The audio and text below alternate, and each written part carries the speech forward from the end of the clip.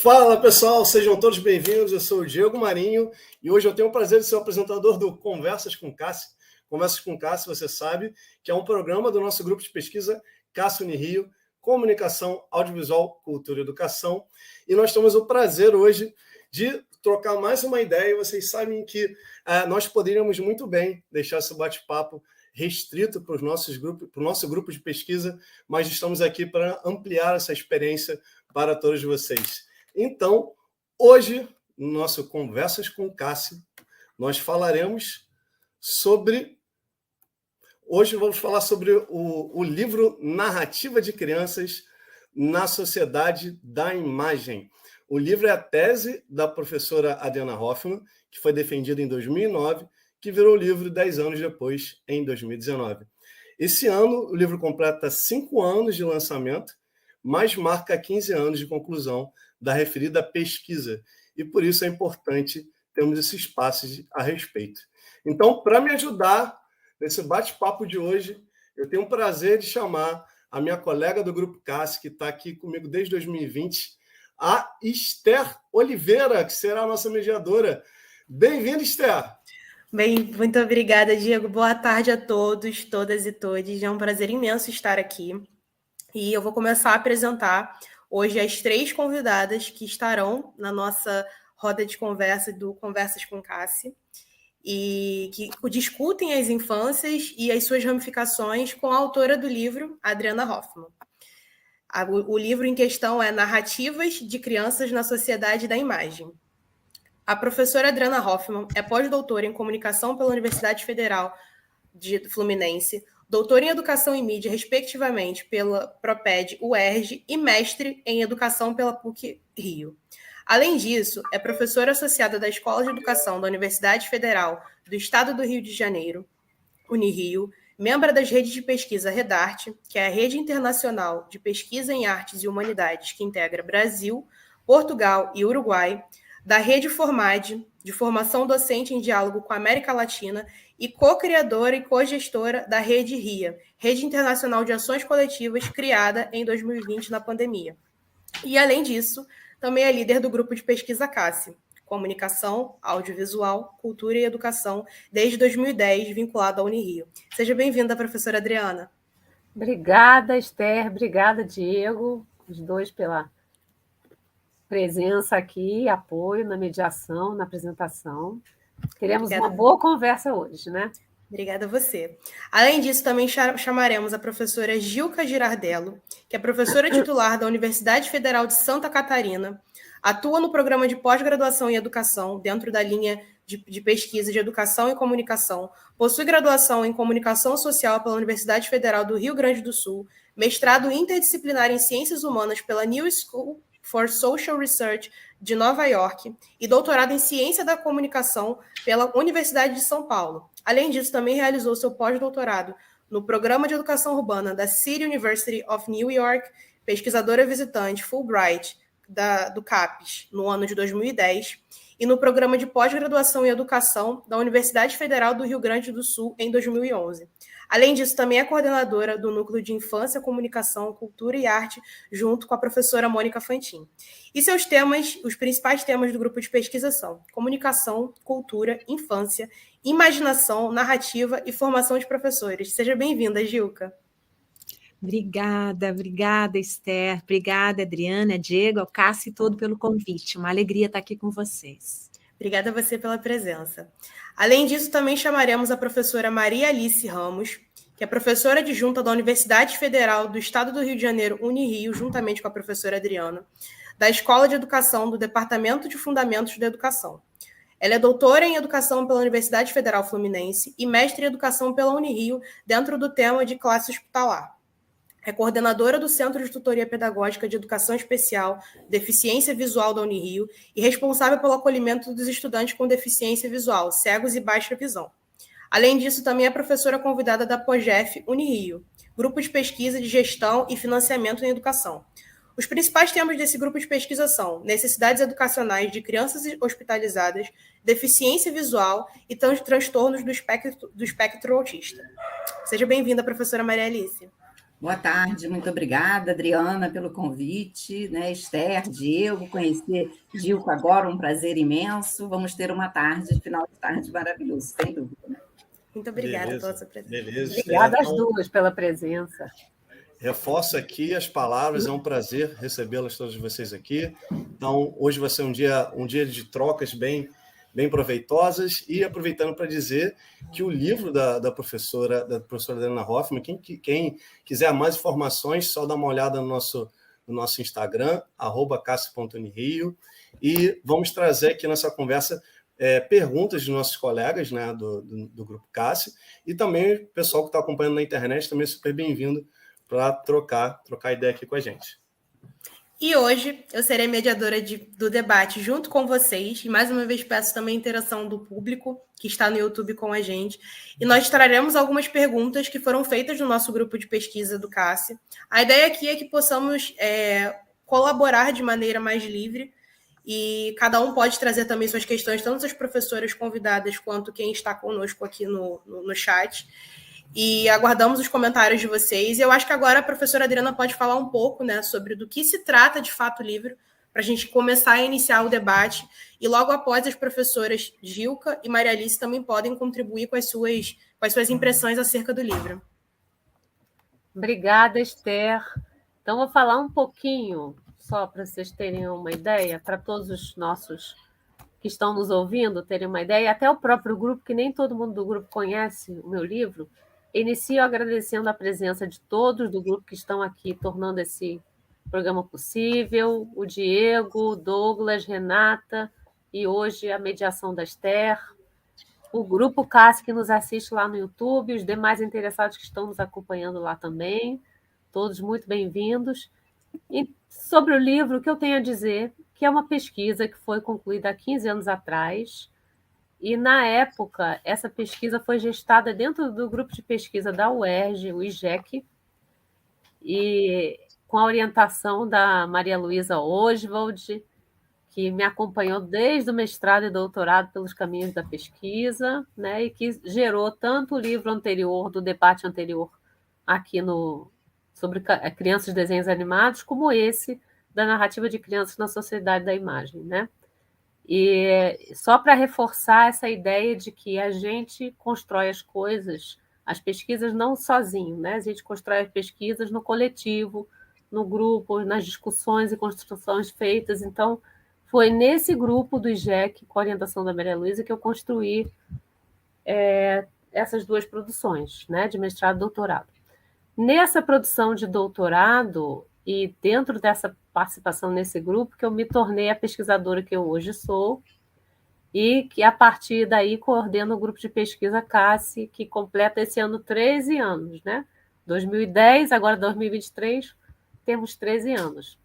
Então, agradeço aqui publicamente a Maria Luísa, que pode estar nos assistindo, convidei a Maria Luísa para nos assistir, a Maria Luísa Oswald, e todos os colegas que tiveram nesse processo de construção da pesquisa, né? Porque quando a gente constrói uma pesquisa, a gente está num grupo, a gente leva essa pesquisa para o grupo, a gente debate essa pesquisa no grupo, a gente aprende a fazer pesquisa no coletivo, a gente constrói as nossas parcerias no coletivo, e a gente também vai aprendendo a tirar as dúvidas, a construir como é que eu caminho, faço isso, faço aquilo, como é que eu faço? E o grupo vai ajudando, né? Gilca Girardello é uma dessas parceiras que me acompanha lá desde o mestrado, né, Gilca? Depois ela fez o prefácio do livro, participou da banca da tese do livro, a gente se conheceu na Amped, se encontrou vários anos na Amped. Então, ou seja, eu conheço a Gilca há mais de 20 anos, né, Gilca? Eu estava fazendo as contas aqui, foi em 2022, aquela primeira Amped se cruzou. 2002. 2002, 2002, isso. 20 e poucos anos. Então, 20 e poucos anos que a gente se conhece, tem história aí. E não é se conhecer só, é fazer parceria desde então, né? Não só a gente se conhecer e debater pesquisa na Amped, como a gente fazer coisas juntas, né? Até em 2021 a gente lançou um dossiê juntas com a Inês, nós duas e Inês. Então, assim, Agora a Gilca está junto com a gente e com a Inês também na rede RIA, Rede Internacional de Ações, que a gente fundou na pandemia. Então, assim, são várias ações que a gente vai começando a fazer juntos, que a gente vai construindo juntos. Maria Alice está aqui também por esse motivo. A Maria Alice não é uma pesquisadora do tema da infância e mídia, como a Gilca, mas a Maria Alice é uma parceira que me acompanha desde a entrada na Unirio, né, Maria Alice? A gente fez uma disciplina juntas sobre cinema e café, cinema com café, lembra, Maria Alice? Muito bom, né? Juntou o pessoal do mestrado com o pessoal da pós-graduação com o pessoal da graduação nessa disciplina. Acho que foi em 2019, né? Ou 2018 que a gente fez. 2018, eu acho. A gente juntou o pessoal da Rural também, éramos nós e o professor Aristóteles da Rural, e aí os alunos da Rural e os alunos da Unirio, desses encontros de cinema com café. Então, era um momento bem legal, né? E a Maria Alice esteve junto comigo também em vários momentos no projeto de extensão do CineCCH, na Unirio, né? E também, quando eu lancei esse livro, até apresentar a capa dele, quando eu lancei o livro, que é o tema do debate de hoje, a Maria Alice estava no lançamento, lá na Unirio. E ela estava no lançamento e logo depois, alguns meses depois, ela veio me mostrar o livro todo marcadinho.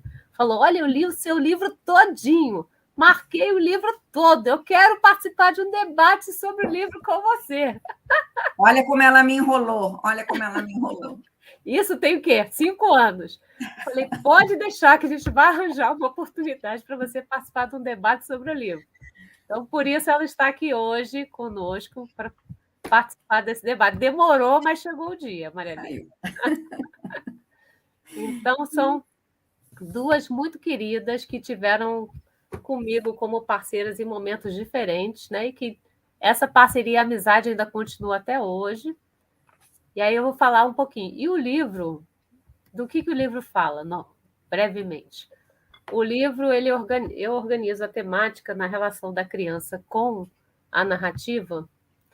E aí, primeiro, pensando a relação de como as crianças contam histórias, né? Lá naquela época que ele foi produzido, e essa pergunta se mantém até hoje, né? Como é que as crianças contam histórias e como é que elas dialogam com as histórias que elas têm acesso, né? Então, a partir da relação com a mídia, e a discussão era essa, a partir da relação que elas têm com as mídias, hoje em dia com as redes sociais, com os TikToks, etc., como é que elas combinam e organizam todas essas relações que elas têm com as histórias que circulam na cultura e como é que isso transforma a narrativa delas. Então, assim, trago uma discussão de que há uma reconfiguração, o tempo todo a cultura está se reconfigurando, está se transformando, e essa reconfiguração da cultura provoca mudança nas formas como as crianças constroem as suas narrativas. Então, a pesquisa era como é que essas crianças estão produzindo narrativas naquele contexto em que a pesquisa foi feita, né? O contexto de hoje é outro, né? 15 anos depois, naquela época não existia TikTok, não existia Instagram, não existia a rede social como tem hoje. Então, o contexto era um, agora o contexto é outro. Mas, naquele contexto, a pergunta era como é que elas estão produzindo narrativas nesses diferentes contextos da escola, um campo de pesquisa foi a escola, outro campo de pesquisa foi um centro cultural, onde eles tinham liberdade para criar histórias em diferentes contextos, outro campo de pesquisa foi um blog na internet, que as crianças produziam histórias semanalmente para o blog. Então, o objetivo da pesquisa foi, analisando essas histórias produzidas pelas crianças nesses diferentes contextos, perceber o que as crianças falavam e como as crianças narravam. Então, surgiram debates. O livro é organizado em 7 capítulos. Surgem debates sobre o que é história para elas, o que elas entendem, né, por narrativa, o que é a diferença que elas entendem entre a narrativa oral, a narrativa com imagem, a narrativa que é escrita, entre o que é contar, o que é narrar, o que é brincar, né? E aí todas essas questões vão atravessando a pesquisa e vão fazendo parte do texto, né? O contexto, aí tem um trechinho, que é um trechinho que até a gente publicou lá no Instagram, e que é um trechinho que eu trago na apresentação, na introdução do livro, essa ideia de que a educação, por exemplo, hoje, exige que as transformações que as crianças vivem sejam interpretadas não como questões individuais, mas como questões culturais. Então, o que as crianças estão vivendo de mudança não é uma questão, é uma questão do João, é uma questão da Maria, não. É uma questão da cultura. A cultura está mudando, e dentro desse contexto de mudança cultural, elas vão também mudando seus modos de viver, de ser, de construir histórias, e vão mudando seu processo de aprendizagem e seu processo de produção cultural, né? E aí, por isso, a pesquisa considera a criança como produtora de cultura. Que produtora de cultura é essa? Em que contexto ela está? O que ela produz? E aí uma pergunta é, diante dessa complexidade das tecnologias e da intimidade com que essas novas gerações lidam com essa tecnologia, não seria provável supor que as crianças recriam as suas narrativas no conteúdo e na forma a partir da relação com essas diferentes narrativas em diferentes tecnologias? Que mudanças podem estar ocorrendo na produção dessas narrativas das crianças no cotidiano? Então, essas eram perguntas lá daquela época que foram respondidas a partir dos contextos de pesquisa da época, mas que são perguntas que a gente pode trazer para a época atual, né? E pensar no contexto atual, quais são as mudanças do contexto atual, o que está repercutindo e trazendo mudanças na produção narrativa das crianças pelo contexto atual. Então, com isso, eu termino essa apresentação breve do livro e abro para vocês fazerem comentários e a gente começar o debate. Professora Gilka, se você quiser, pode começar a falar as suas impressões acerca do livro também e falar um pouquinho também do que é a Unica, né, do que é o seu grupo de pesquisa, como você e a Adriana conversaram, como você já tinha anteriormente explicado, né, a parceria das duas, e como conversam entre si os debates, os temas. Maravilha. Obrigada, Esther. Então, assim, gente, eu sou muito suspeita para falar hoje aqui, tá? Assim, para falar desse livro, tá? Porque, assim, eu acho que a Adriana já falou um pouquinho, né, dessa amizade que surgiu, mas surgiu por conta de interesses comuns, não é? Eu lembro que eu tinha feito em 95, 96, eu tinha feito uma pesquisa com crianças de uma comunidade onde a televisão tinha recém-chegado, onde tinha uma tradição oral muito forte, e era uma pesquisa sobre as histórias que as crianças contavam, misturando a tradição oral com a televisão, que tinha recém-chegado. Aí, logo que eu defendi doutorado, eu fui para a minha primeira Amped, porque eu vinha da comunicação, meu doutorado foi em comunicação. E nessa Amped, encontro a Adriana, e já me encantei assim pelo trabalho que ela estava fazendo, a pesquisa de mestrado dela, que era sobre os desenhos animados. Então, tinha tudo a ver assim, com narrativa, criança e televisão, que eram justamente os temas também da minha paixão, da minha pesquisa, né?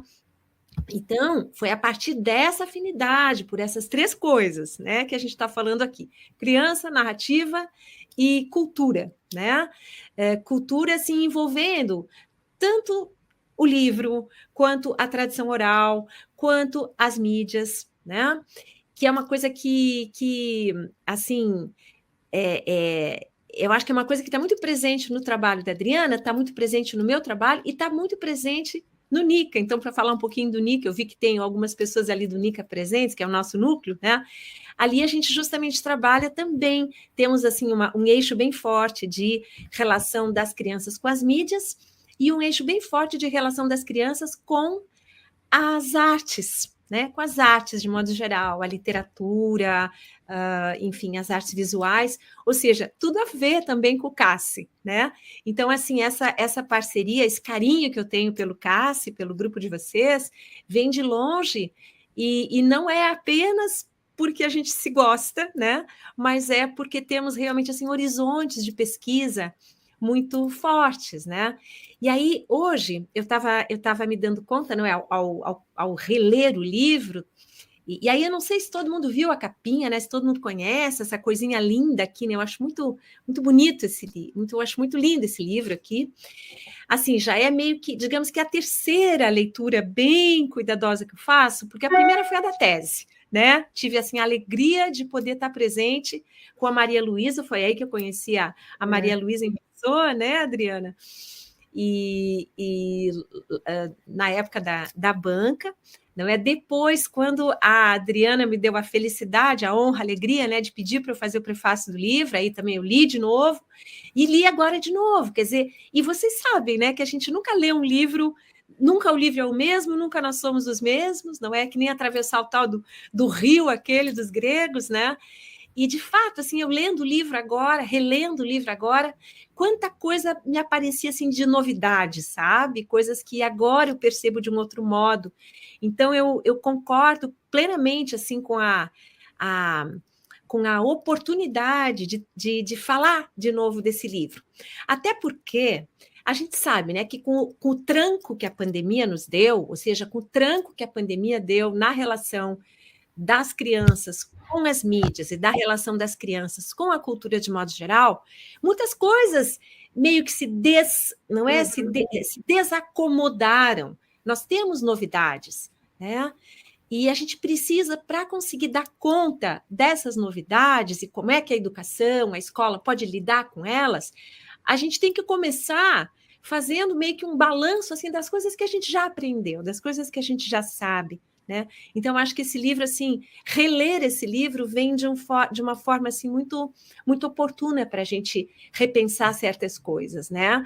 Eu pensei aqui, eu fiz um arrazoado todo aqui de coisas que eu gosto muito no livro, que eu acho que estão muito presentes, desde assim a valorização da narrativa em si, não é? Esse conceito que hoje está tão pisoteado, não é? Quando narrativa passou a ser meio que sinônimo de história falsa, não é? De história... isso é guerra de narrativas, ou seja, como se narrativas fossem apenas versões interessadas, interesseiras de cada um ganhar espaço político, né? Então, eu, assim, prezo muito por esses esforços de valorizar a narrativa enquanto uma forma de garantir a humanidade, de garantir a nossa humanidade, não é? Assim, e tem uma coisa muito bonita que a Adriana cita no livro, que é uma pequena citação do Roger Silverstone sobre o papel da narrativa, né? E isso me lembra também muito assim a defesa que o Antônio Cândido faz da narrativa, naquele trabalho dele sobre direito à literatura, que ele fala que a gente precisa de narrativa, né? Assim, até dormindo, o sonho é uma forma de narrativa, a gente precisa de histórias para dar sentido à nossa experiência, né?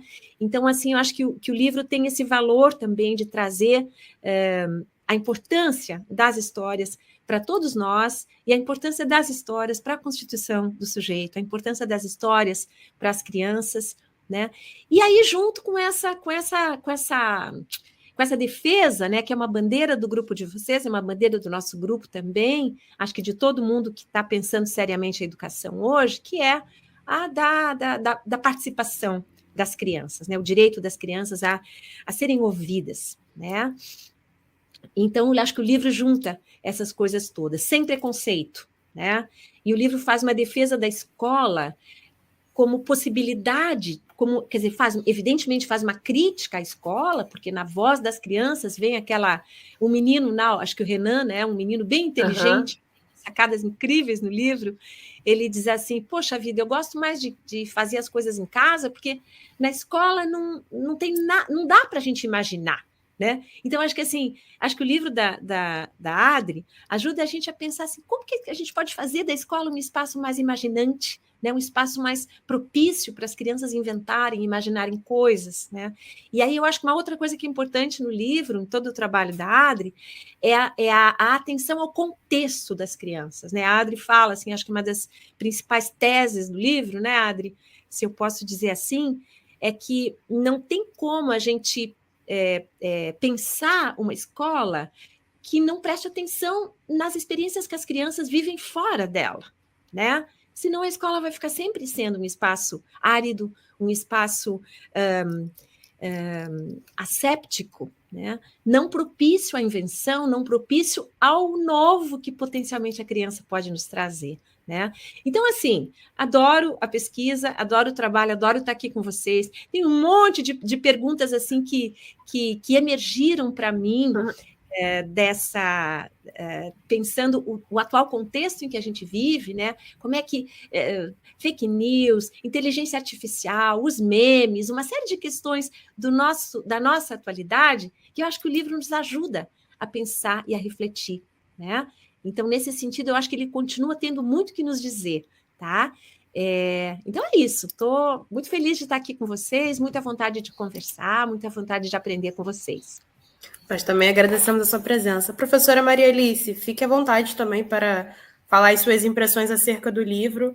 E acho que em seguida podemos iniciar o bloco de perguntas que foi trazido no nosso grupo de pesquisa. E se mais alguém tiver alguma pergunta que possa também fazer ao chat, a gente pode começar a iniciar o debate.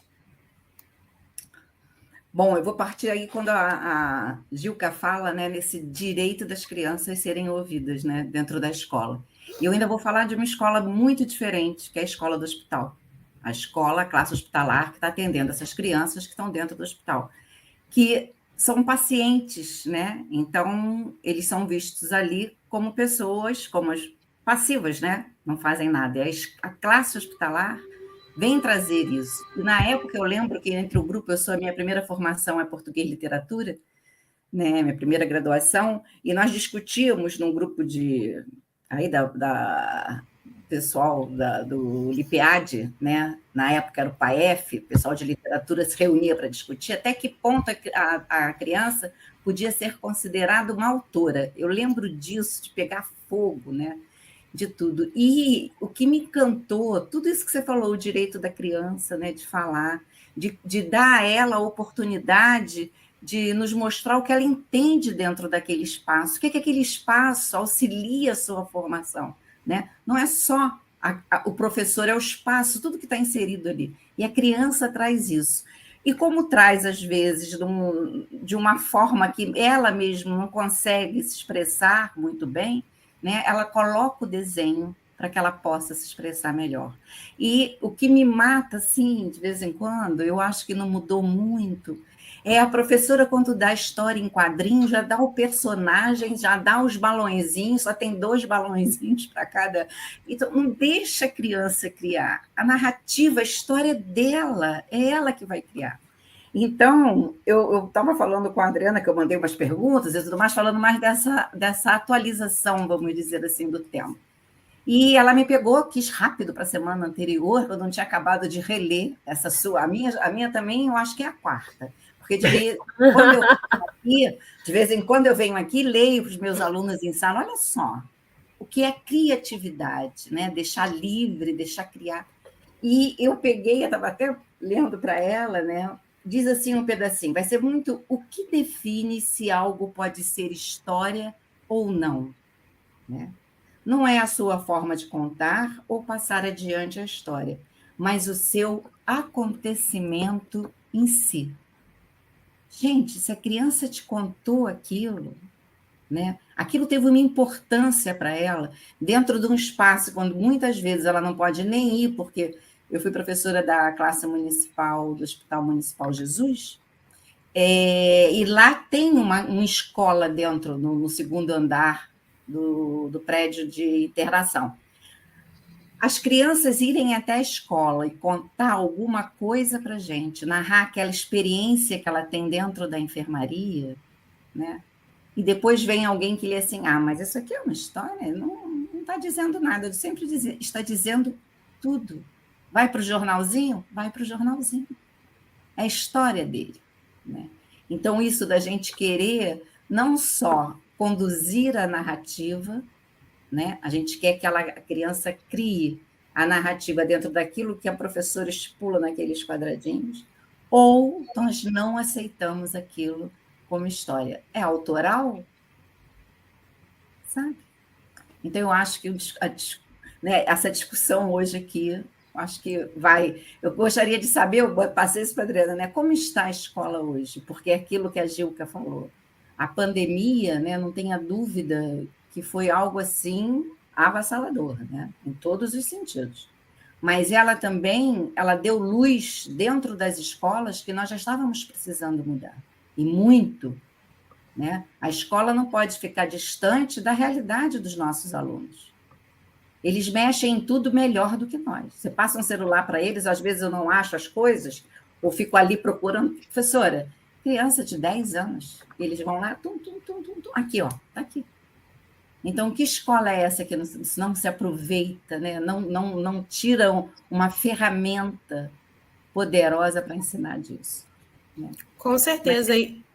Com certeza, professora. E eu acho que isso é muito latente do início da pandemia para o pós-pandemia, as crianças que mexem com telas, que têm esse contato direto o tempo inteiro, quanto as que não mexem, né? E a gente até tem alguns autores da linha de infância e mídia que vão trabalhar muito bem isso, a professora Adriana também traz no livro de pesquisa dela, né? Que é do tédio, a gente passa que a criança que não usa celular, ela passa pelo tédio, pela imaginação, que é o desenvolvimento, a busca social, que ela está ali em contato com outras crianças, até ela chegar na brincadeira, até ela ter as narrativas, que muitas vezes a gente não considera.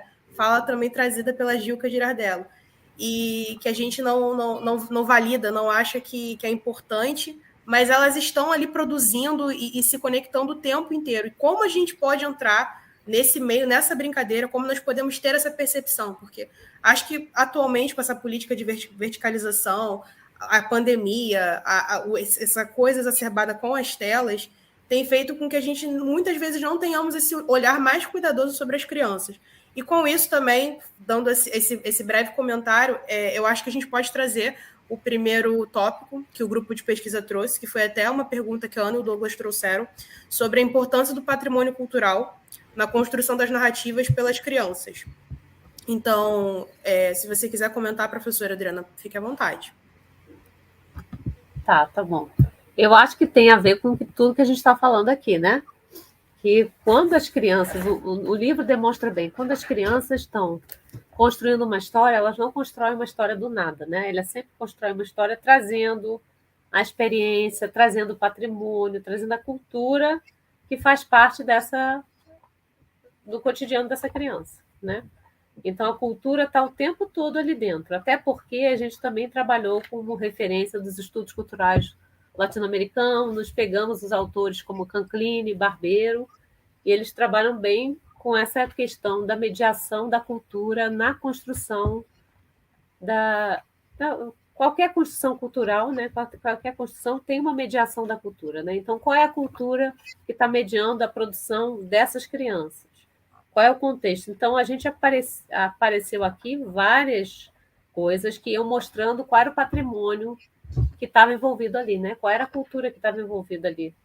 E aí, a pergunta do comentário do Douglas é porque o Douglas é da área de biblioteconomia, né? E aí ele associou ao que ele leu lá com a questão do patrimônio cultural, né?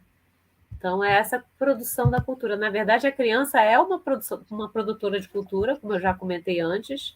Então, todo o patrimônio que ela tem acesso faz parte da construção de histórias dela. Ao longo do livro, para quem lê o livro, vai ver que tem momentos em que, quando a Marilise fala da criação, tem momentos em que eles falam: eu usei como... para criar essa história, eu pensei na história que eu vi no desenho. Eu pensei na história que eu vi no filme. Eu pensei naquela história que eu li no livro. Então, eles estão falando o tempo todo do patrimônio que está dando base para eles construírem o que eles estão construindo, né? Com certeza. Então, isso está o tempo todo presente, né? Com certeza. E eu acho que o que você tem falado, você traz logo na página 3 do livro, né? Que até o Diego e a Isabela ressaltaram isso no encontro, no grupo de pesquisa, que é o trecho de uma das crianças. Eu gosto de ficar vendo as coisas, mostrando tipo um vídeo, montando na minha própria cabeça. Então, mais uma vez, é uma narrativa, na prática, da criança como criadora de cultura, a partir das suas experiências, né? A partir da visão empírica. E aí, com isso, eu trago a pergunta: você acha que o processo de organização imagética do pensamento ele será o mesmo com as outras mídias atualmente? Porque na sua pesquisa, como você mesma conceituou, você falou há 15 anos atrás sobre esse tópico com o blog, e hoje nós temos outras milhares de plataformas, de mídias sociais, e cada vez se reinventando. O fenômeno do YouTube, do TikTok, que veio crescendo muito fortemente nos últimos anos e se expandiu mais ainda com a pandemia. Como você pensa que essas mídias elas se organizam? Como a imagem ela é forte nessas mídias? Uhum. Tá, obrigada, Esther, pela pergunta aí que você trouxe. E as perguntas do Diego e da Isabela, porque, primeiro, as crianças da pesquisa, quando falaram isso, né, eu gosto de ficar vendo as coisas, tipo um vídeo mostrando na própria cabeça, etc. As crianças foram contando mais ou menos como é que elas pensavam, porque como eu estava investigando como é que elas construíam histórias, eu era aquela que fazia perguntas. Mas como é que você pensou essa história? Mas por que você pensou assim? Mas o que veio na sua cabeça para você pensar essa história? E esse personagem? Eu ficava perguntando.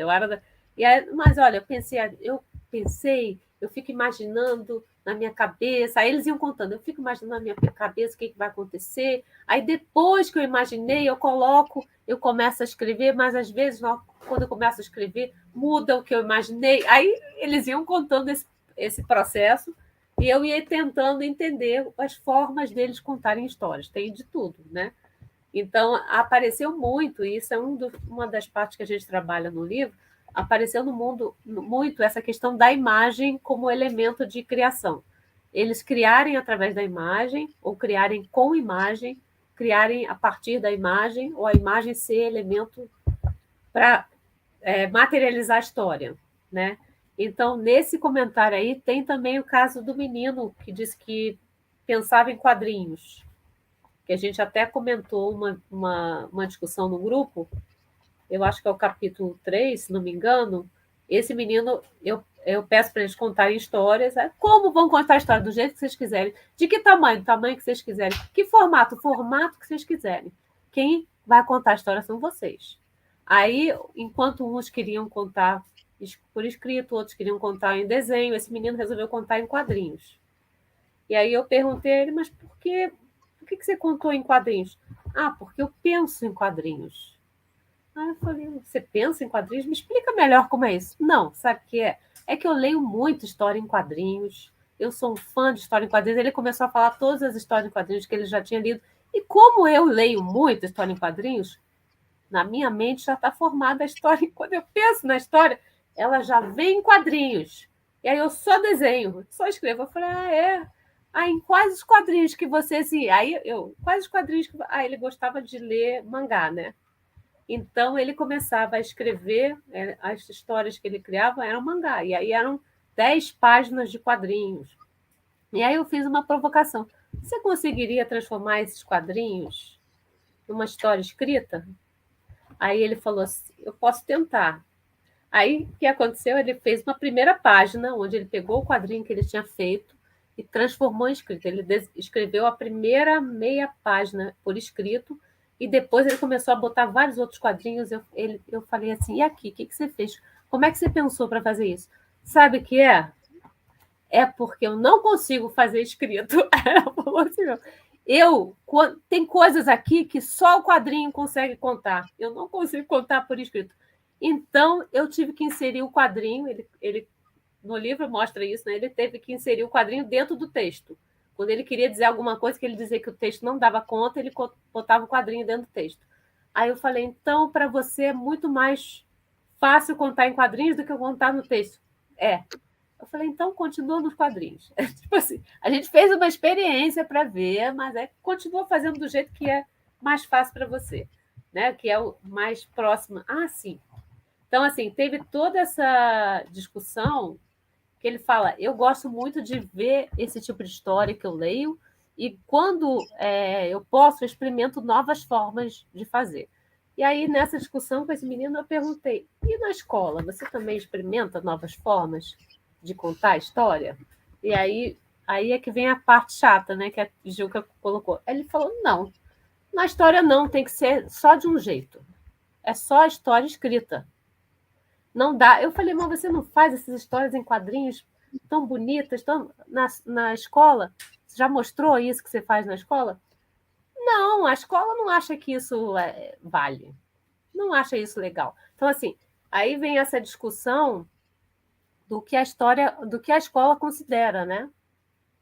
Que, de repente, fazer uma história em quadrinhos ou contar uma história em formato de quadrinhos, nesse contexto desse menino, que era de uma escola do interior do estado do Rio, não era validado, não era valorizado pelos professores da escola dele, né? Era o texto escrito que era valorizado. E se a gente pensar, fazer a ponte atualmente, né? Se a gente fizer a ponte até com a graduação, não sei da experiência que vocês têm com a graduação, mas a minha experiência com a graduação, eu vejo que também existe isso. De que valoriza mais, de repente, as disciplinas que trabalham com conteúdo mais teórico, a disciplina que trabalha com conteúdo mais prático e mais fluido, com a questão da imagem é menos valorizada. Então, é uma questão cultural, é o que eu estava falando. As crianças só estão apontando o que está na cultura, né? A nossa cultura valoriza mais o texto escrito do que o texto imagético, valoriza mais determinado tipo de conteúdo do que outro, né? Então, eu tive, ao mesmo tempo que esse menino diz, não adianta, não, isso aqui eu trago para cá, porque eu posso, a gente fazia oficina de criação de histórias, mas lá na escola eu não vou mostrar, porque a minha professora não vai querer ver, né? E como eu já tive falas na graduação, há um tempo atrás, na Unirio, de alunos falando, professora, olha, porque a sua disciplina é uma disciplina assim, mais tranquila, né? Tem que fazer imagem, tem que fazer coisa. Eu tenho que estudar mesmo para disciplina de sociologia, de história da educação, que são disciplinas muito sérias, muito puxadas, coisa assim. Tipo assim, eu vou faltar vou faltar na sua aula, porque eu tenho que estudar para a disciplina de sociologia. Eu falei, isso não... Então, assim, essa disciplina... Então, tem essa coisa que a universidade, às vezes, continua reproduzindo essas questões da escola, né? De não valorizar o processo de criação, ou não valorizar essas múltiplas formas de contar, e só valorizar. E a gente chega depois no mestrado, no doutorado, com o pessoal querendo fazer... O Diego tem essa experiência, né, Diego? Querendo fazer uma pesquisa com quadrinhos e querendo montar um texto que trabalhe os quadrinhos, mas você tem que seguir as normas do mestrado, que é fazer um texto escrito. Se você tem que encaixar o seu quadrinho dentro do texto escrito. Não dá conta de você produzir uma narrativa reflexiva em quadrinhos, né? Porque as normas da universidade não permitem. Então, assim, a gente está o tempo todo, eu acho que a pesquisa vai fazendo isso. A gente está o tempo todo nesse conflito, né? Nessa tentativa de diálogo entre a imagem, entre essa sociedade da imagem, que valoriza a imagem, que valoriza a história. Agora, o TikTok, o que é? É uma micro-história, né? Então, assim, as mídias são produzidas em formato de histórias, se valoriza a pequena história, a história do cotidiano na mídia, mas dentro dos espaços institucionais, essas histórias nem sempre são valorizadas, né? Nem sempre são contadas, nem sempre tem espaço para esse processo de criação e de imaginação, né? Então, só uma reflexão, gente. Senão eu vou ficar falando aqui direto. Entra com outras questões, tragam questões de vocês, vê quem está lá no YouTube, o que comenta. Com toda certeza. Se alguém também tiver algum comentário no YouTube, pode deixar que nós iremos passar aqui. E eu acho que realmente todo esse apanhado que a professora Adriana foi falando, né, faz a gente pensar também, a gente trouxe isso no grupo de pesquisa, se é possível educar sem imagens. Bom, até pode ser possível, mas é como se nós colocássemos nossas crianças, adolescentes, todas numa mesma caixinha e elas estão ali sendo moldadas naquela mini caixa em que elas não podem expandir as suas ideias. Ou que as narrativas, mais uma vez, as narrativas que elas trazem não são tão importantes. E eu acho que com isso a gente pode seguir para o bloco 2, com os comentários das convidadas também. Vocês podem ficar à vontade para falar. A professora Maria Alice, que trouxe também alguns comentários acerca do capítulo 5, e qual foi a sua impressão do capítulo 5, qual foi a sua impressão do livro, o que ela dialoga a conversa, o livro da professora Adriana com o seu objeto de pesquisa, com a sua vida também como professora da classe hospitalar, como professora na rede municipal. Professora Juca também pode ficar à vontade em comentar. Maria Alice? Sim. Eu trouxe ali, né, isso da escola querer, de alguma forma, né, moldar a narrativa da criança.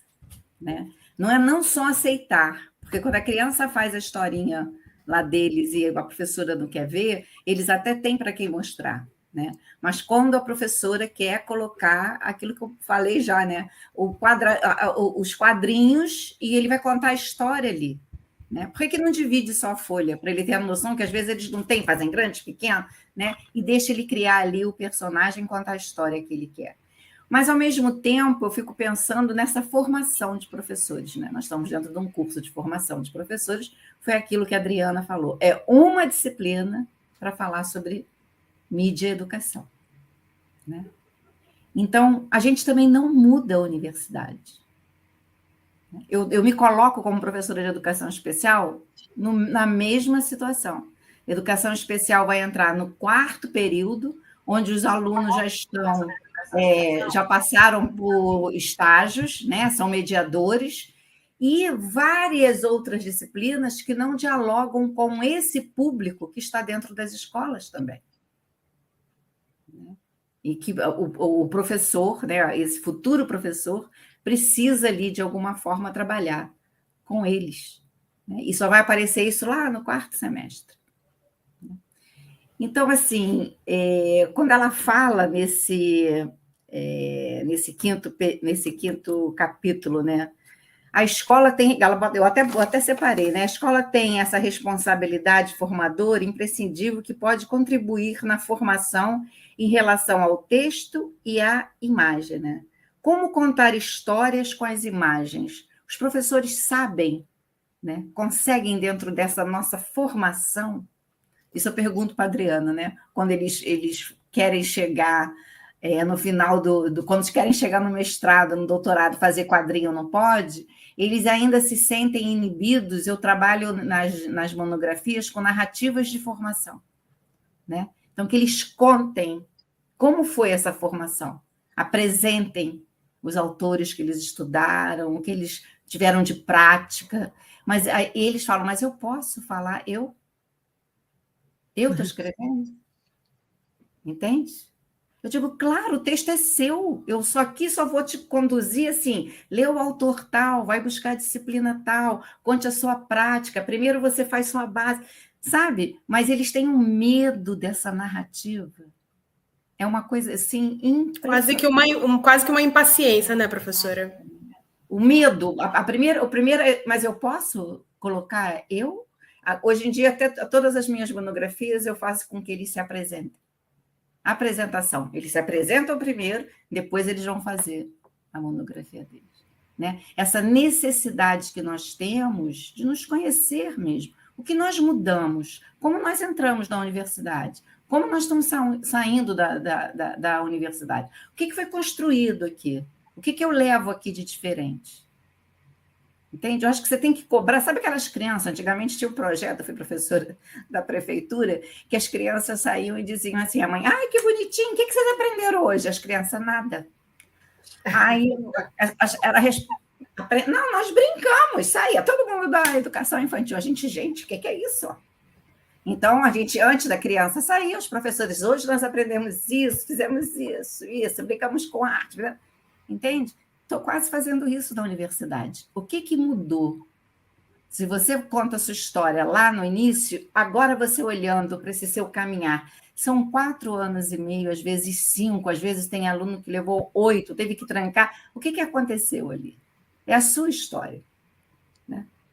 Então, assim, por isso que eu digo que eu amo esse livro, tá entendendo? Como é que você construiu essa história? Porque ninguém vai construir a história igual ao outro, né? Cada um vai construir a história sua própria, né? E como é construída essa história, de fato? Porque isso também foi um ponto que a gente trouxe no grupo de pesquisa, que são as crianças, né? Hoje, com o advento a vinda de tantas mídias sociais diferentes, como a gente pode criar uma narrativa que tenha pé e cabeça, a gente até usou esse termo, né? Uma história com pé e cabeça, como as crianças falavam na pesquisa da professora Adriana há mais de 15 anos atrás, e como elas têm hoje, se elas possuem essa impaciência. E aí também traz esse ponto de reflexão, dessa convergência com o que a professora Marielle está falando, na graduação, e até mesmo na pós-graduação, de alunos que às vezes não sabem como criar essas histórias e como são criadas e como associar as imagens com contexto e falar um pouco sobre nós mesmos, sobre as nossas narrativas. A gente por muitas vezes deixa isso de lado. Então, muito importante a sua fala, professora Maria Alice. E professora Gilca também, pode falar. E aí, Esther, essa coisa da história sem pé nem cabeça, as próprias crianças disseram que, às vezes, elas criam histórias, ou elas falam, não, essa história não vale, porque ela não tem pé nem cabeça. O que é história com pé nem cabeça?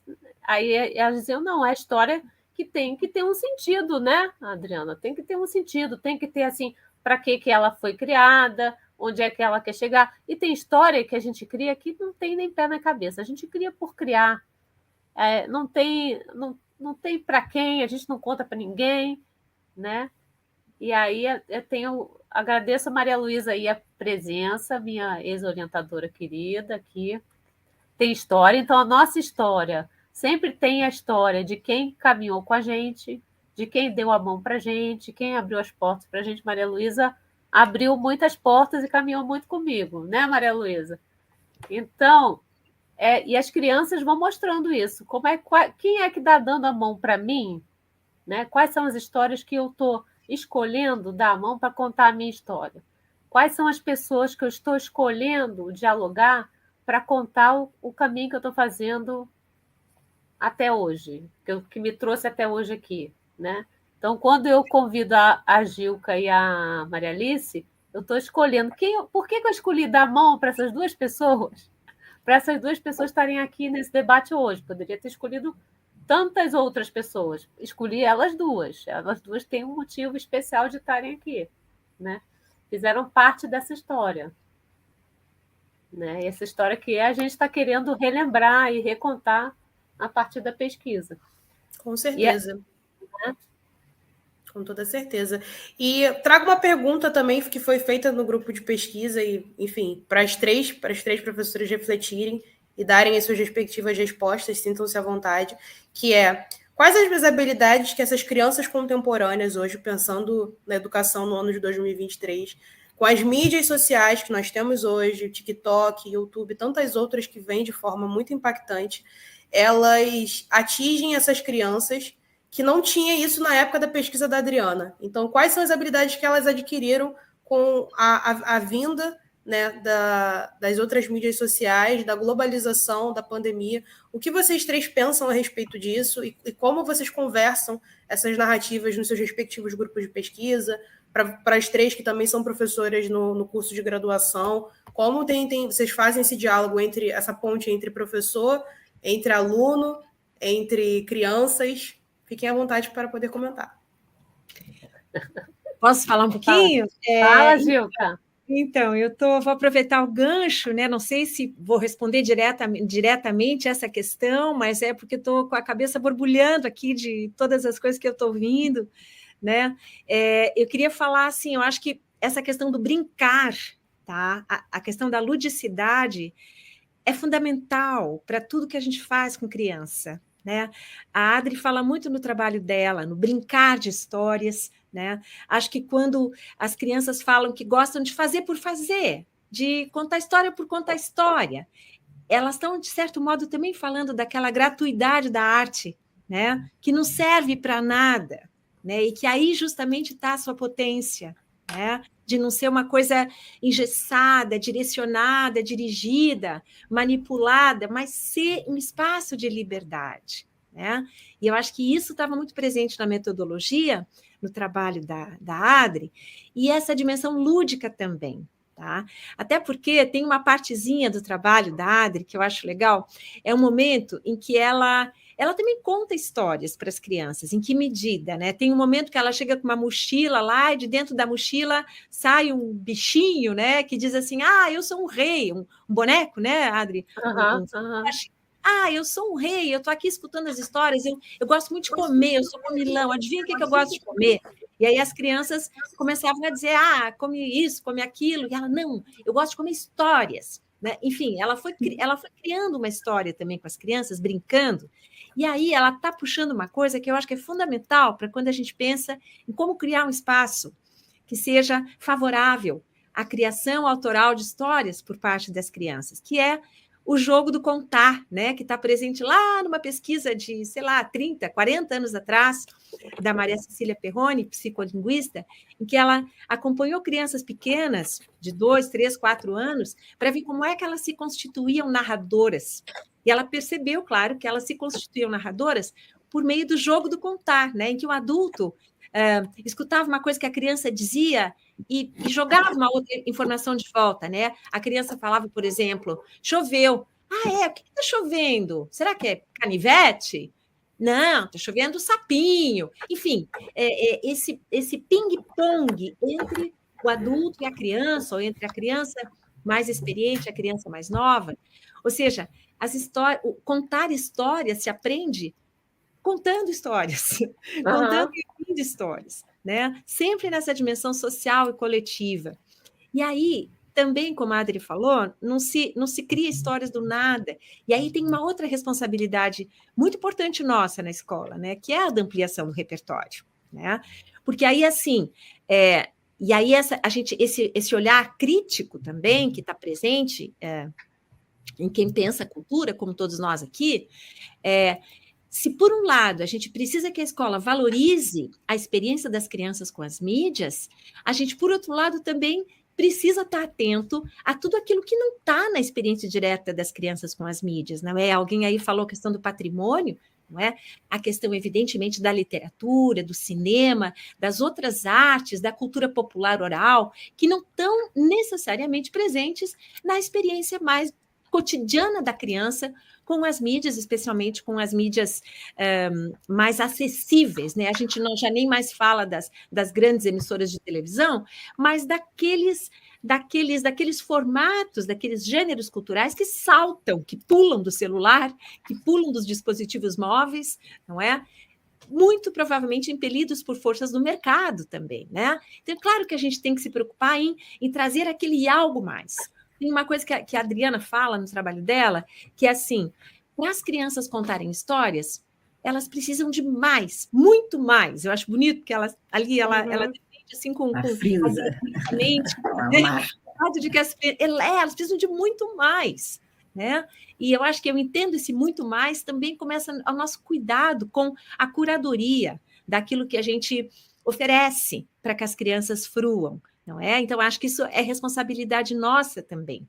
E aí, por fim, uma outra questão que eu acho que aí sim tem mais a ver com essa pergunta que a Esther trouxe, que eu acho que é um desafio que se acirrou com a pandemia, não apenas com a pandemia, mas com o momento que a gente vive mesmo, que é o desafio da economia da atenção, né?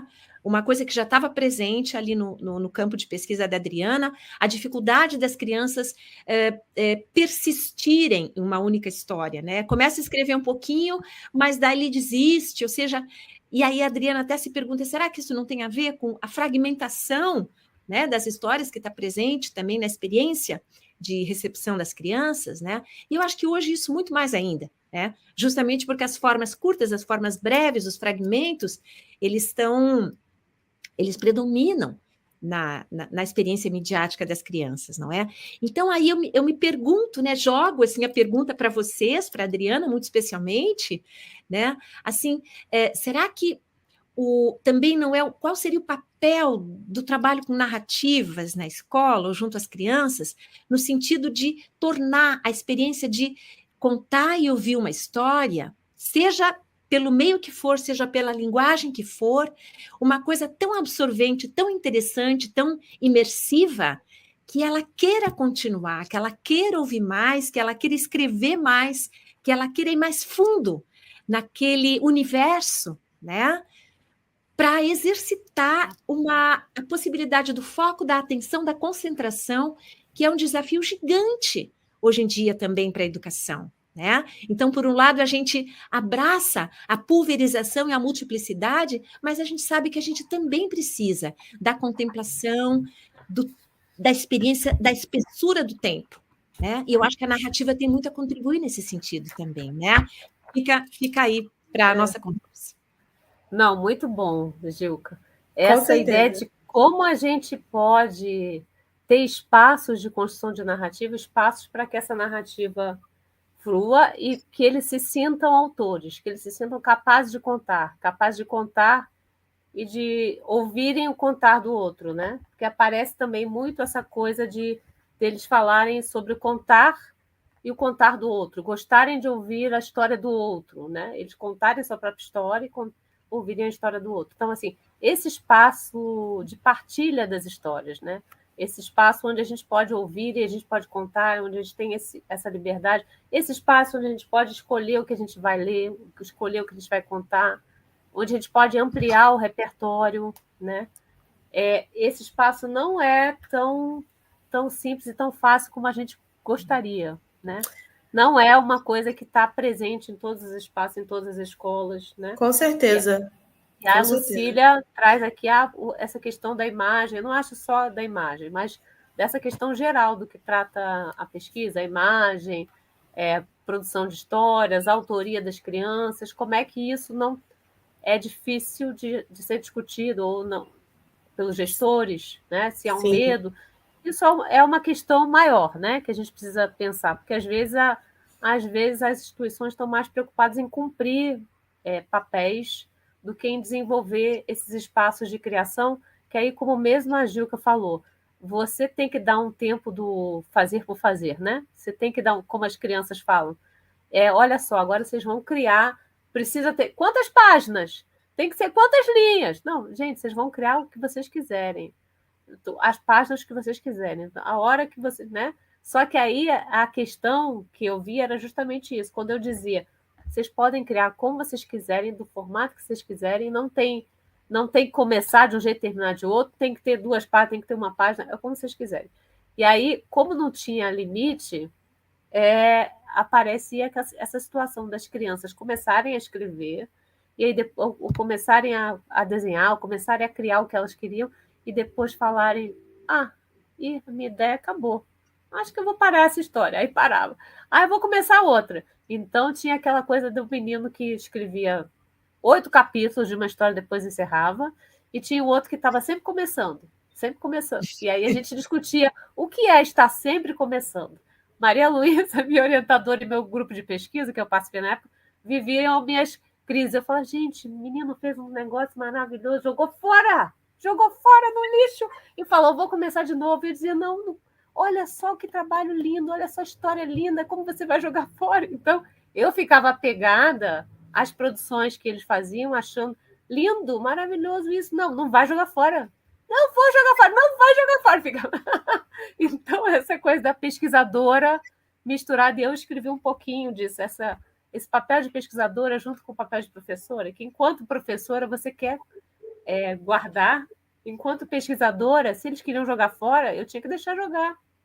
Não, até porque, às vezes, a alegria, o prazer da criança em fazer, em criar, ele está no processo. Depois que já criou, já não tem, o produto já não tem mais graça para eles. Claro. E tem aqueles que falavam do teatro, né? Que brincavam de fazer teatro, aí eles pensavam a história, eles brincavam da história enquanto eles estavam pensando na história, e quando essa brincadeira não tinha mais graça, eles mudavam a história. Então, é aquela parte que eu boto das histórias mudantes. Mas não posso mudar a história? E aí começou aquela história. Posso mudar ou não posso mudar a história?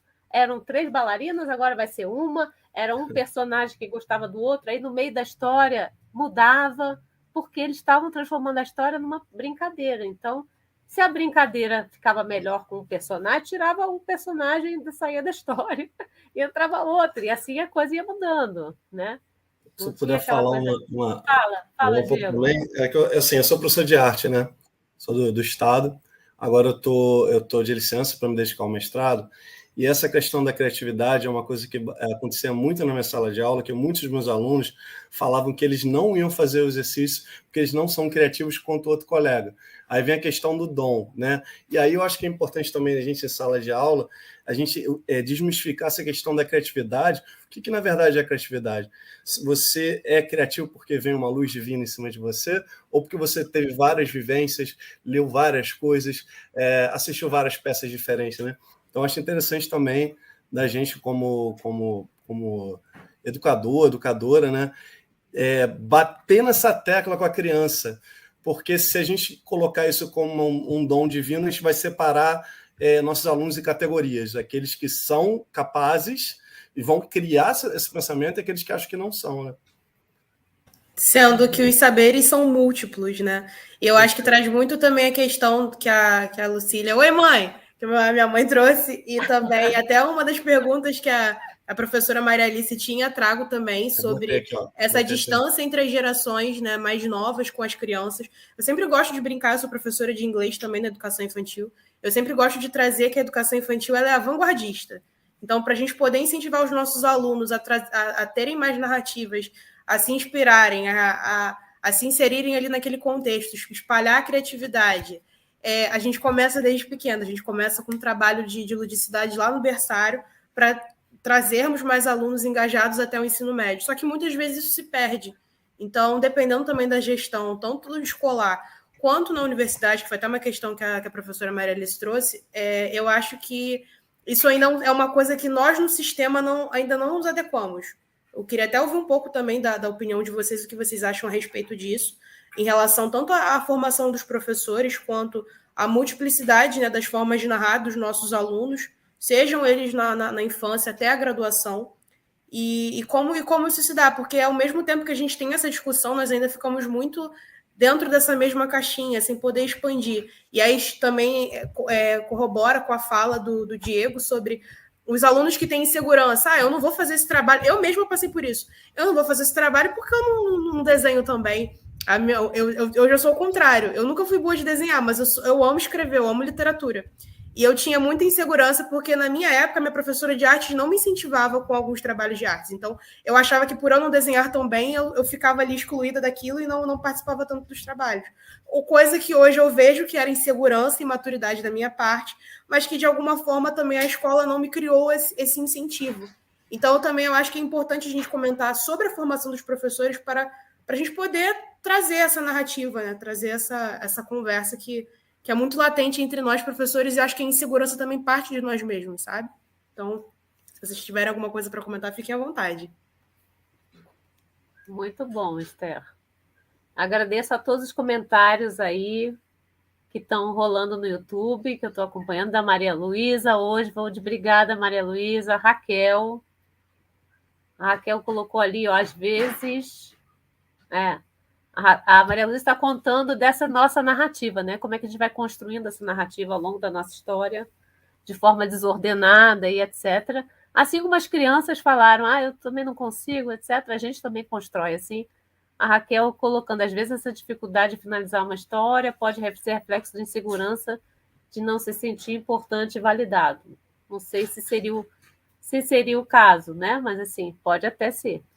Mas eu acho que essa fala da Raquel, ela mostra assim, a importância da gente escutar o que a criança está falando. Exatamente.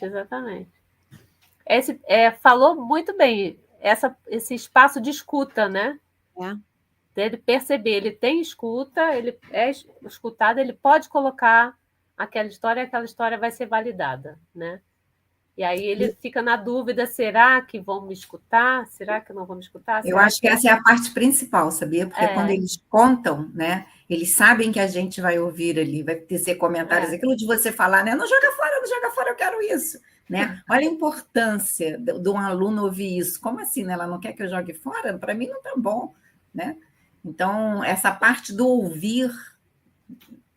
eu acho que é muito importante. E aí pensar o quanto a nossa escola está possibilitando esses momentos de ouvir, né?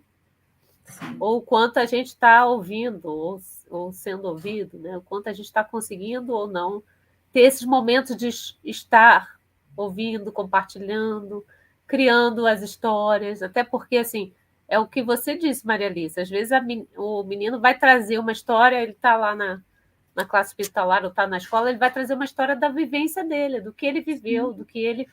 Né, e que ele quer compartilhar e pensar junto com aqueles que estão ali. Gente, eu vivi isso, aconteceu isso, o que vocês acham? Estou me sentindo assim. Não, isso também é uma história.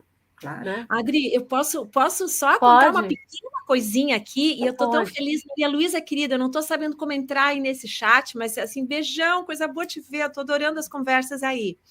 Mas assim, o caso que eu acho lindo, e agora quando a Desculpa, eu não estou mais vendo o nome das pessoas. A Maria Alice. A mediadora, a nossa mediadora. A Esther. Quando a Esther, aqui não está aparecendo os nomes. Quando a Esther estava falando na educação infantil, eu lembrei de um caso que uma mulher, uma pesquisadora que eu acho mais maravilhosa e mais inspiradora que estudou crianças da educação infantil contando histórias. Como ajudar as crianças da educação infantil a contar histórias, né? Prestando atenção à brincadeira de faz de conta, basicamente como narrativa em ação, né? Uhum. Aí ela conta que ela estava com um grupinho de crianças de 4, 5 anos, e aí cada um contava uma história, tá? E ali um meninozinho, chegou a vez dele contar a história, e aí ele começou a contar a história dele, ele falou assim, Frederico, silêncio. E a professora, tá, que mais? O que aconteceu? Que mais? E ele, não, só Frederico. E aí ela, sabe, ficou aquele desconforto, ela achou que ela tinha que fazer o menino falar mais. E aí ela recorreu aos coleguinhas, assim, vocês estão ouvindo a história que ele está contando? E aí uma menina falou, é que Frederico é o nome dele. E aí a professora, sim, eu sei, mas vocês não acham que a história dele está muito curta? A história dele é só uma palavra, afinal? E a menina falou, não é uma palavra só, professora, é uma pessoa.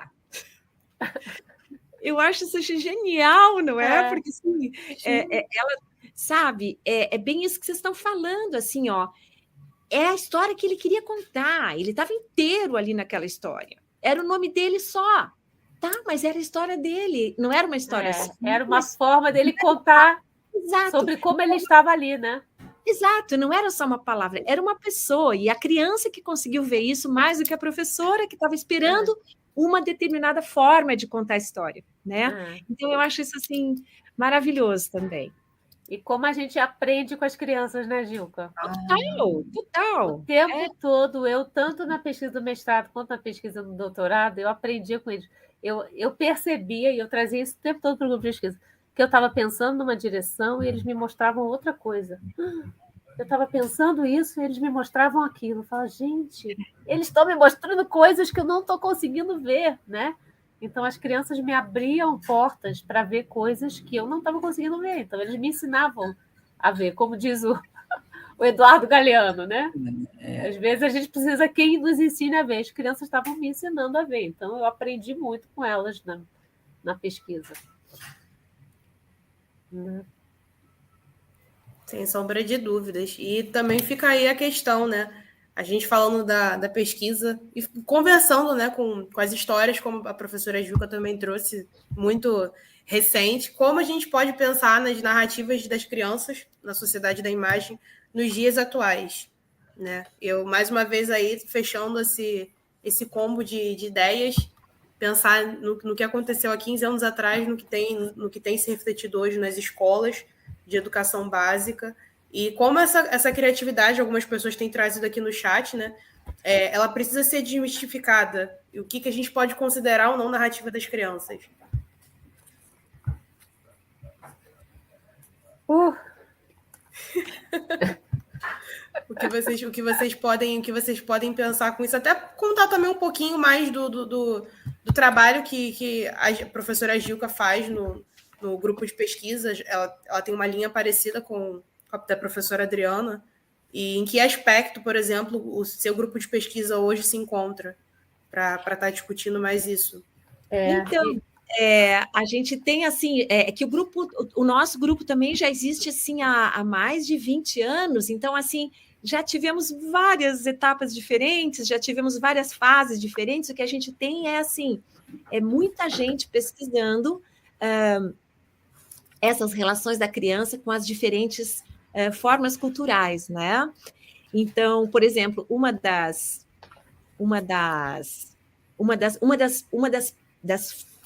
enfim, a gente tem, porque na verdade assim tem muita, desde criança, desde pessoas que estão trabalhando com narração oral, né? Até pessoas, por exemplo, tem uma estudante que está trabalhando do mestrado, que está trabalhando com a relação entre a literatura, as histórias e a dança nas crianças, não é? Já tivemos muitas pesquisas sobre a música das mídias e a criança, mídia, educação e música, um doutorado recentemente defendido pela Gigi Natera. O Douglas, que está aí presente, foi orientando da Mônica, que está trabalhando, e trabalhou muito com a questão do cinema na escola. A Élica, que está agora na finaleira do seu doutorado, está trabalhando com o potencial dos livros digitais, da literatura digital, junto às crianças. Mas, assim, para voltar aqui para o trabalho da Adriana, eu acho assim que ela tem um momento em que ela fala assim no que a escola, nas perspectivas da escola, né? E aí tem um momento que ela diz assim, a gente fica pensando, meu Deus, como não saber, como é que às vezes a gente não sabe o que fazer diante dos desafios que a gente sente na escola hoje, né? Por exemplo, de ainda estar tão presa a questão do texto escrito e estar desconsiderando todas as demais experiências que são tão importantes para as crianças, né? Mas eu acho que o livro dela já nos dá essas pistas. O livro dá muitas pistas sobre o que a escola pode fazer, né? Na defesa da mídia educação, na defesa da arte educação, na defesa da ampliação do repertório e, sobretudo, na defesa da atenção ao contexto real que a criança está vivendo, né? E aí, assim, eu só vou levantar as questões que me ocorreram, tá? Porque são coisas, assim, para futuras pesquisas, né? E claro que eu tenho certeza que no grupo de vocês e o próprio trabalho da Adriana já tem muito a dizer em relação a isso, né? Por exemplo, hoje em dia, e a pandemia, o WhatsApp, né, num país tão cheio de analfabetos funcionais como o nosso, grande parte dos usuários de WhatsApp não escreve, manda áudio, né? Claro, a gente também manda muito áudio, mas assim, a gente conhece por experiência empírica que muitas pessoas, sujeitos das camadas populares que têm dificuldade em escrever, se comunica por áudio o tempo inteiro, não é? E na pandemia, uma das atividades que foi muito explorada e bem explorada pelas professoras foi a criação de podcasts também, né? Foi o trabalho de experiência da oralidade por meio dos áudios com as crianças, né? Então, aí me parece que existe uma potência para a narrativa também, né? A narrativa oral por meio das mídias, que exige um outro tipo de escuta, que convoca um outro tipo de imaginação e até de contato físico, né? Porque escutar alguém soprando baixinho no nosso ouvido, uma história contada, mesmo que seja por um áudio de celular, cria um outro sensório, né? Para usar aí a referência geminiana que é tão presente no trabalho da Adriana, né? Então, acho que esse seria um outro dado, né? A presença de uma outra oralidade midiática, determinando um outro tipo de relação com a narrativa, né? E essa questão também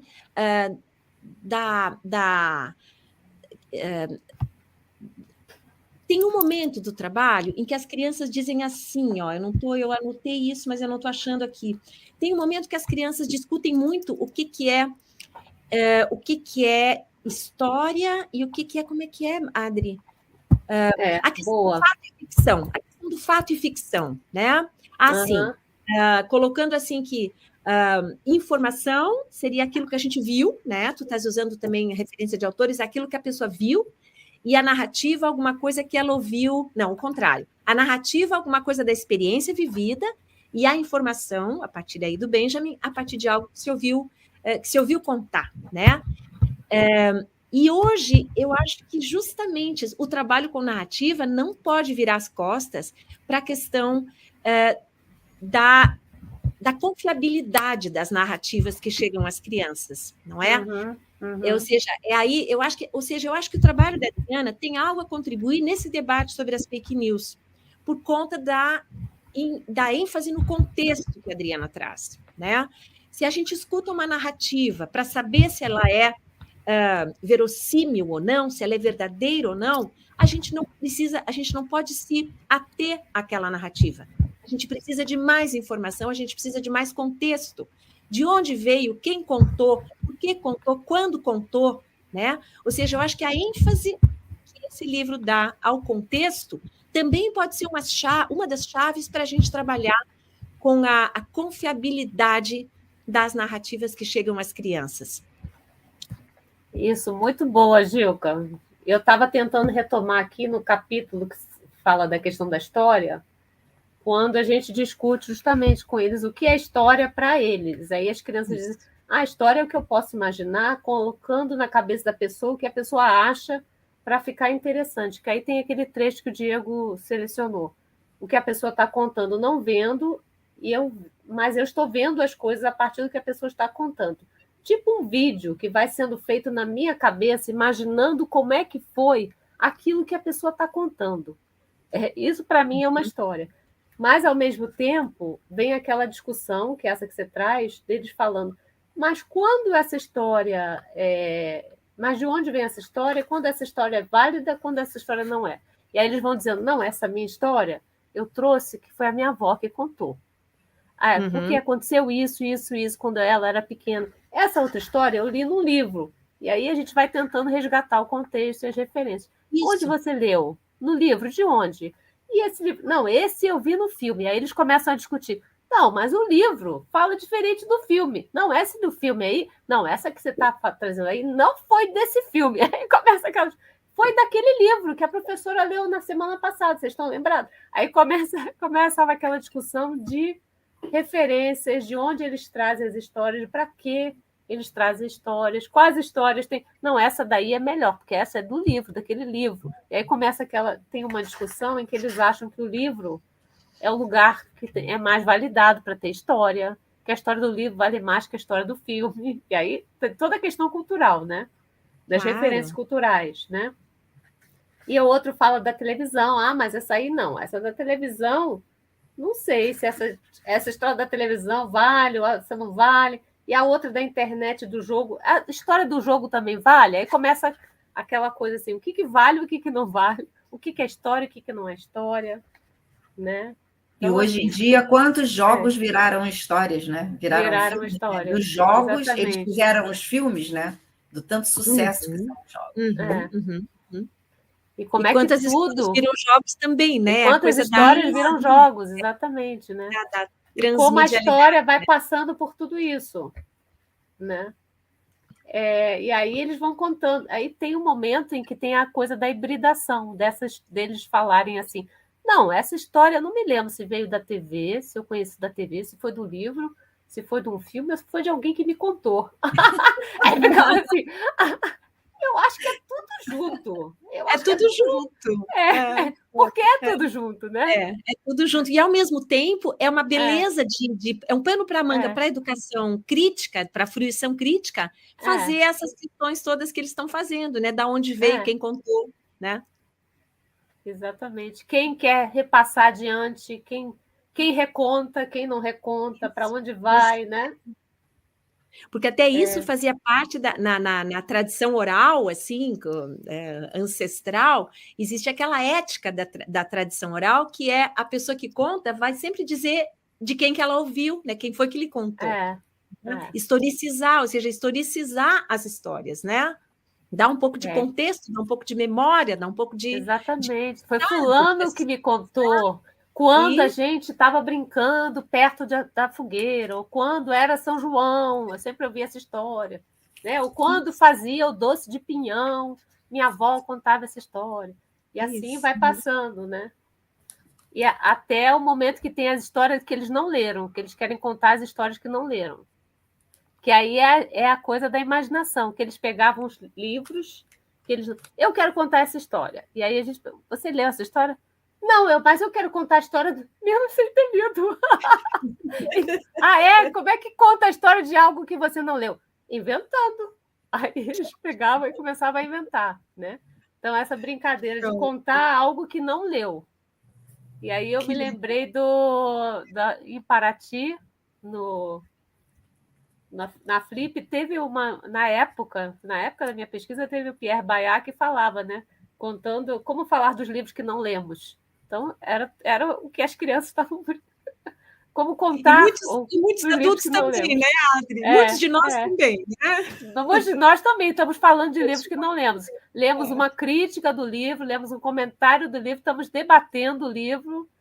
ouvimos uma mesa sobre o livro, você leu o livro? Não li o livro, mas eu vi a crítica, vi o comentário, e estou falando do livro. E faz né? parte. E faz parte. Né? Então, muito como legal, as crianças estão, de alguma forma, trazendo esses elementos da cultura para dentro do debate, né? E quando muitas vezes a gente não considera isso que eles estão trazendo, que a gente também faz, mas a gente exige deles uma perfeição, uma coisa que a gente mesmo não faz, né? Né? Então, esse é o desafio. Tem alguma questão lá do YouTube? Eu acho que teve um... Tudo de bom, Maria Luísa. A Maria Luísa está saindo. Obrigada pela presença. Tchau, Maria Luísa. Eu acho que teve uma questão que acho que talvez até a Maria Alice possa responder também para entrar nesse debate, que foi em relação às crianças autistas, como nós pesquisadoras vemos isso, né? E quais foram os desafios expostos nesse debate em relação às crianças autistas, pensando em todo esse contexto de educação especial e narrativas de imagem, como elas comunicam pergunta. Isso de alguma forma e como elas traduzem isso para narrativa de imagem, porque também é importante como nós, professores, podemos reconhecer isso. Acho que a professora Maria Alice pode falar muito bem. Isso, o papel das histórias para os autistas. Sim.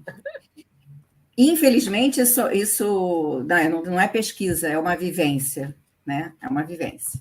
Infelizmente, não, felizmente, porque é muito boa. Não é ruim. A gente fala infelizmente porque a gente esperava que partisse do professor, né? Que faz. Mas tem um autista próximo, né? De 13 anos, que começou a se interessar, a escrever, a pegar o lápis, a pegar o papel, por conta das histórias em quadrinhos. Porque o irmão lia histórias em quadrinhos, ele ainda não lia, mas ele achava aquilo tão bonito, ele dizia bonito, né? E através daquelas histórias ele foi montar ali a história, e o que ele trazia era aquelas onomatopeias, ele tinha a história dele ali contada. Tá? A escola em si não trazia isso a eles, né? Essa fala de ter tudo isso pronto, tá? Essas propostas, a gente não vê dentro de uma escola que não tenha, dentro de uma sala que não tenha ninguém com algum tipo de deficiência, você imagina especificamente para atender um aluno ali por conta disso. Tá? Eu faço pesquisa por essa questão pessoal aí dentro de autismo, né? Eu sou de deficiência visual, minha formação, deficiência mental, intelectual, por conta das escolas, que é o que mais aparece na escola, e o autismo vem por uma questão familiar. Então, você não vê propostas diferenciadas, não vê. Tá? Se a gente não correr atrás, bater na porta, vamos fazer por aqui, vamos fazer assim, vamos mediar de outra maneira, tá? Você não vê essa preocupação dentro das escolas. Por incrível que pareça, a área que mais se destaca em adaptar material, né, é a área de matemática. Os professores de matemática estão frente-luz, né, das nossas práticas, em relação não só ao autismo, mas a outras deficiências. Outras deficiências, né, tanto intelectuais quanto mentais. Uma adaptação, enquanto língua portuguesa é assim, vai escrever uma redação. Não pode ser por desenho escolar, fazer frases soltas para ver se ele monta o texto, já que ele não escreve. Né? Ordena. Não precisa, uma frase só chega. Uma frase só. A adaptação é essa, sempre reduzir. Ontem mesmo eu estava conversando com uma das... Que pena, né, Maria Alice? Que pena. Muita pena. É uma luta, Adriana, sabe? Para a gente dar... Outra coisa também ainda muito presente, né? Como eles têm uma dificuldade muito... Porque cada um é um, gente. Todos nós somos diferentes. Eles, todos são diferentes, como todas as pessoas são diferentes. Então, você não tem uma receita de atendimento pronta. E você tem que partir daquilo que ele gosta. Né? Ele que eu falo, o aluno. Tá? Estou aqui falando do aluno. O aluno, você tem que conquistar. A gente não tem que conquistar as crianças para você fazer a sua pesquisa. Você não chega ali e senta, não. Primeiro você vai fazer toda uma conquista daquele espaço. É a mesma coisa, né? Então, um aluno que não tem oralidade, que não se comunica, né? Ele não fica dentro da sala de aula. A realidade é essa, gente. Ele não fica. Então, para você convencer que ele tem que ficar ali, que ele tem que ouvir o que está sendo falado ali, ele tem que participar com os colegas, né? Eu tenho até um artigo sobre isso, né? Porque ele chega aos 13 anos, aos 12 anos, sem ler e escrever. Desenho, começou com os desenhos das histórias em quadrinhos, com esses gritos, essas coisas assim, tá? E sendo a menor nota dele ano passado, quando ele termina o 7º ano, a menor média é 9,1. Tudo oral. É tudo oral. Entende? Agora ele está fazendo outros, já responde melhor aos exames que faz, já fica sossegado, já faz as coisas, e ele agora está numa especialista, ele tem um transtorno do processamento auditivo central, trabalhando de outra maneira com ele, e ele está começando a escrever. Mas se dependesse da escola, ele estaria lá no primeiro ano, tá? Tentando ser alfabetizado. E tem uma cultura, tem uma memória, ele responde tudo oralmente, né? Então, assim, ele não esquece. Foi dado lá no 3º ano, foi dado no 4º ano, e quando ele gosta de um assunto, ele vai atrás, ele mesmo pesquisa. Entende? Então, assim, né? E os outros que são deixados dentro de uma sala, tá? Dentro de uma sala, para aprender a ler e escrever. Porque você tem que ler e escrever, você não pode só contar aquilo que você aprendeu. Entende? Ele é capaz de contar. Ele é capaz de montar com aquele Minecraft, né? A história, a cidade. Tem professores que dão um estalo assim, vamos montar uma cidade medieval. E ele monta a cidade medieval toda com aquele jogo ali. Eu acho que isso é que falta na escola. E não falta só para criança autista, só para criança com deficiência, não. Faltam para todas as crianças. Né? Faltam para todas as crianças. Um desafio. Essa mídia, sabe? Vir junto ali, pensar o que eles gostam de fazer. Esse espaço de criação, né? Coletivo. Sim. Isso que a gente não pode ignorar também. A gente falou desde o início sobre as imagens e como elas muitas vezes são vistas de inferior nos espaços de saber. Muitas dessas crianças, desses adolescentes, eles só conseguem se comunicar através dessa formato imagético. Não só a imagem também, né? Quais outras formas que essas crianças se comunicam no mundo? Será que ela está mais no meio sonoro? Será que ela se expressa mais corporalmente, né? As formas de arte que ela tem de comunicação. O Minecraft é um ótimo exemplo disso. Isso. Sim, sabe, joga. Demorou mais tempo? Sim, ele demorou mais tempo para pegar os jogos, de gostar, de participar, né? Mas está aí, tá dando uma lição, né? De que você investindo, você proporcionando material. Ixi, caiu, Maria Luísa. Eu acho que a Maria Luísa. Maria Alice. Tá. Então, assim, o desafio é muito, gente. E assim, ao mesmo tempo que foi super prazerosa fazer essa pesquisa, foi super desafiante também, né? E ao mesmo tempo aprendi muito. E aí eu queria abrir espaço para a Gilca falar, que a Gilca quer passar uma referência e depois falar um pouquinho nas pesquisas do nosso grupo, até o que essa pesquisa de 15 anos atrás tem a ver, faz a ponte com o que a gente faz hoje, só para a gente ir encerrando. Tá. É só porque a Esther perguntou para mim como é que o nosso grupo estava trabalhando com essa temática, e eu esqueci de falar de dar uma referenciazinha aqui, que é super importante. Assim, caso alguém tenha caído nessa live aqui, depois vai ver no YouTube, por conta do interesse em narrativa de criança, eu queria só mencionar o trabalho que a Adriana conhece, de uma doutoranda nossa, defendeu já, ela é professora hoje na universidade, chamada Karin Koser, e ela fez um doutorado sobre a produção narrativa das crianças também, não ligada à mídia, mas ligada à cultura local, né? E o livro dela está publicado e se chama Produção Narrativa Infantil. E é um trabalho que eu acho que expressa bem assim o que recentemente tem se feito no grupo em relação a valoração e a validação das histórias contadas por crianças. Obviamente, a Adriana é referência desse trabalho também. Eu acho que tem o trabalho da Luciana Hartmann, professora das artes cênicas lá na UNB, também tem se dedicado à narrativa de crianças. Enfim, temos um grupo, temos um punhadinho de pesquisadoras, né, Adriana, no Brasil, que tem interesse nessa pesquisa em narrativas de crianças, contadas por crianças, né? E para mim é uma alegria muito grande fazer parte dessa rodinha, dessa ciranda. Muito bom, muito bom. Eu agora, no grupo de pesquisa, muito boas suas referências, Gilca, se você quiser, coloca o título aqui. Aqui no chat.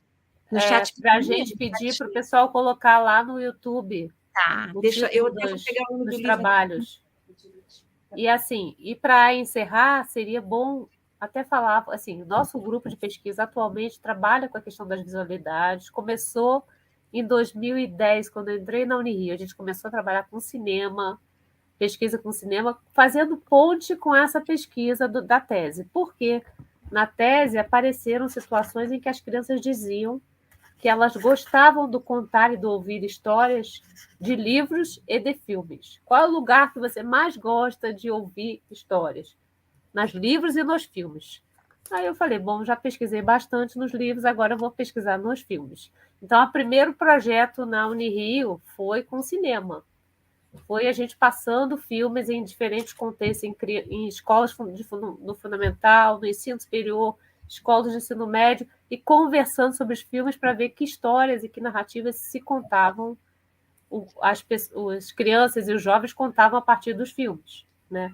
E dali em diante a gente foi puxando o gancho do filme para a internet, aí começou a gerar outras narrativas da internet para a questão da visualidade, da arte, das produções artísticas, e atualmente a gente está na discussão da visualidade, da contravisualidade, que é discutir quais são as visualidades que estão no nosso contemporâneo, né?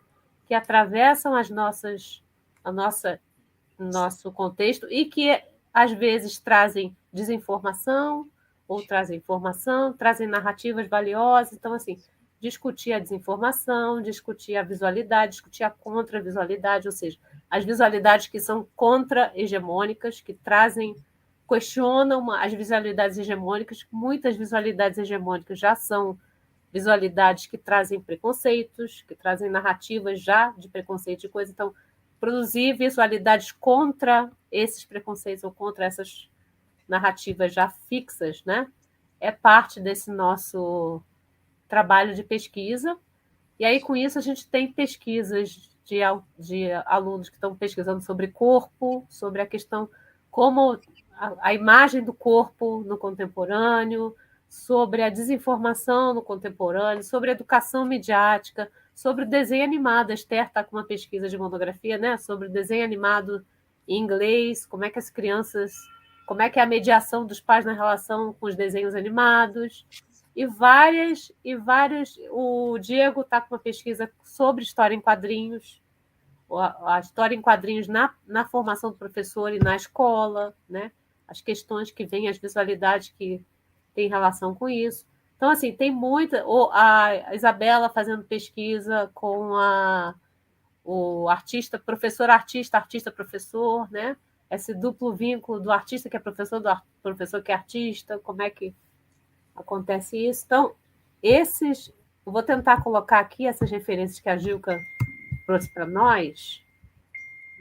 Vou ver se a Renata coloca para a gente no comentário do YouTube. E a gente vai encerrando, agradecendo a presença de todos. Acho que a gente até passou um pouquinho do horário, né, Diego? No meu horário estava um horário, mas eu acho que no horário da live está outro. Mas a gente agradece a todos que tornaram esse programa de hoje possível. A presença da Gilca, a presença da Maria Alice, a equipe do Conversas com Cássio, Diego, Renata e Douglas, a mediação da Esther. E aí eu acho que Diego pode... As Beleza, considerações, finalmente. Então, gente, faço minhas palavras da professora. Foi um prazer ouvir vocês. Agradeço a professora Maria Alice, professora Gilca, a Esther aí também, que ajudou, bateu uma bolão aí com a gente na mediação, a professora Diana Hoffman, a toda a equipe que pensou nas perguntas, o pessoal que mandou mensagem na internet. É isso.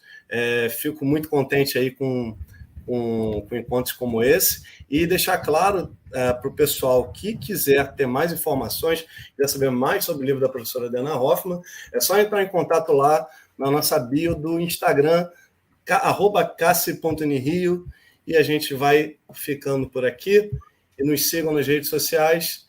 E lembrando uma coisa importante, final desse mês, em junho, a gente vai ter um novo programa Conversas com Cassi. Dessa vez, a convidada vai ser a Joana Millier, que foi uma das minhas primeiras orientandas. Não foi a primeira, mas foi leva das primeiras orientandas do mestrado, que defendeu em 2013, se não me engano. E agora o livro dela sobre os professores que contam histórias com os alunos, fazem animação com os alunos, professores fazendo animação com alunos, né? Que contam histórias através da animação. Esse livro está sendo lançado agora no Cineop, em junho, e nós convidamos ela para o próximo programa Conversas com Cassi, para ela falar do livro, falar da pesquisa que gerou o livro. Tá? Então, esse é o nosso convite para o próximo Conversas. Obrigada, Gilca e Maria Alice, pela conversa de hoje. Muito obrigada, queridos, queridas, pelo convite. Gilca, Diego e a Adriana eu já conheci. Obrigada, gente. Obrigada, Esther, também. Parabéns pelos 15 anos da pesquisa. Obrigada. Maravilha, maravilha. Obrigada. E que sigamos conversando, ampliando essas reflexões e contando novas histórias. Isso, né? Parabéns ao Cássio, a todo o povo da RIA, tá? Tá bom, obrigada. É isso aí, obrigada, gente. Pessoal, nós nos vemos no próximo Conversas com Cassi. Um beijão para todo mundo aí. Tchau, gente. Muito obrigada, viu? Tchau. Tchau.